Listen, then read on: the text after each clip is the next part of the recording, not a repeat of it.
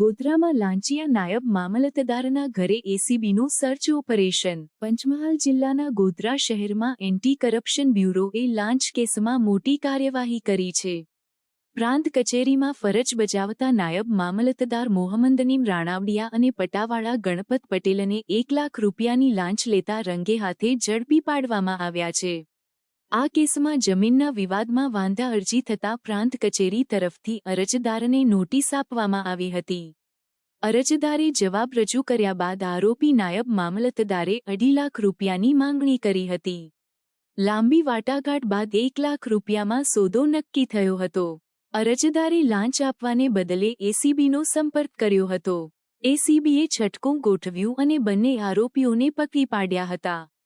ત્યારબાદ એસીબીની ટીમે મંસૂરી સોસાયટીમાં આવેલા નાયબ મામલતદારના ઘરે સર્ચ ઓપરેશન હાથ ધર્યું હતું.